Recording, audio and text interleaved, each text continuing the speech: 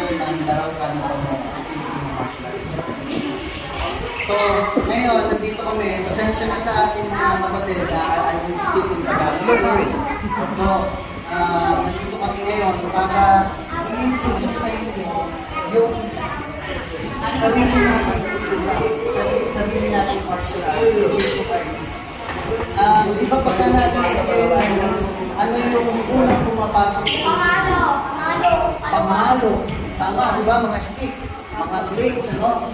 Actually, yung blades, secondary na lang. Minsan, lagi natin is ito yung arnis. Pero hindi ito ang arnis.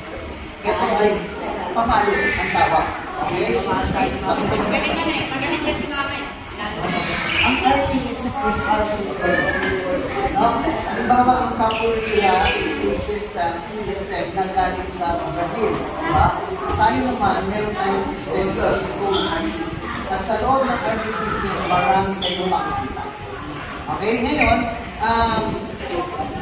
yun nga yung parang sa inyo, ang pagkakaalam nyo ng artist is basta stick lang. Hindi. Pwede tayo mag-hand gamit yung artist system. At yun tayo magta-transition. Di ba may dance kayo na, anong tawag sa dance na ginagawa mo? Capoeira yung dance.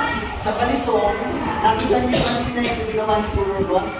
Ano yung yun? It's a form of the stick that their mother is using to spank them. That's why somebody says, my mother is very good with that.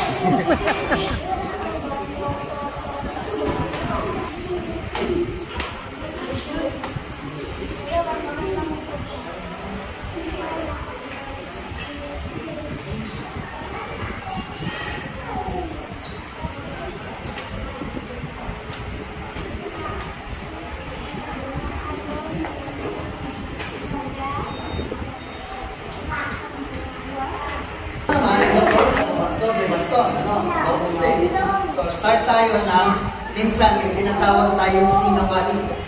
Yan, ang tinatawag natin sinawali. Ngayon, pagka iniround natin yan, nandun na yung rezonda. Ito na yung mga ginagawa natin. Makikita niyo mamaya ito pagka ginagawa na natin yan. So, meron tayong mga sungkitin. Ayun, yung mga sumusungkit. May mga nagbablock tayo. Ito, mga block. Tapos, block din yan. Block din yun. May block din tayo dito. May block din doon. Okay, block din yan.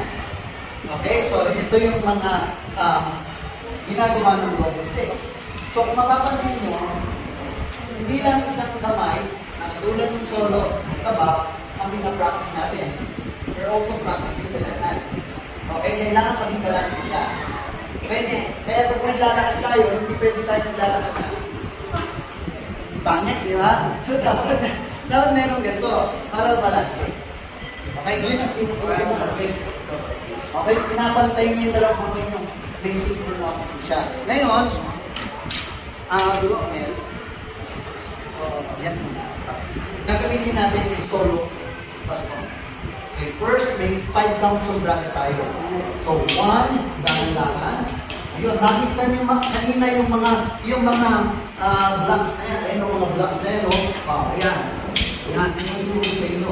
Ngayon, tingnan niyo yung dalawang kamay. Gumagalaw, tama? Okay, ngayon, meron isang system sa arnis na kailangan gamitin yung knife. Lalagyan na ngayon natin ito ng record. Pero hindi haba. May clip. Okay, wooden. Okay, pero same drill lang. Same drill. Papakita natin, yung kamay kanina, kung saan pumupunta, anong purpose nun, ano ang kanyang use. Okay, tahan ulit. So, first, first line of defense, second line of defense, pero meron na tayong hit. Tapos, gano'n din siya. Tapos, ayun. O yun, nakita niya, and hit siya. So, yan.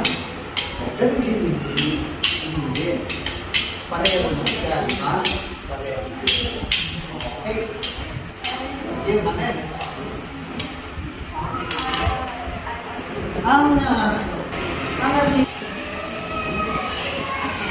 Ngayon, mag-aal na tayo ng Manabilis, di ba? May mga suntok tayo. May suntok tayo doon.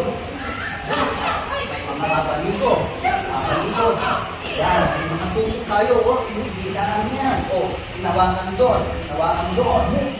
Suntok doon. Yan. O, moves on. Bam, bam. O, oy. Yay! Yan.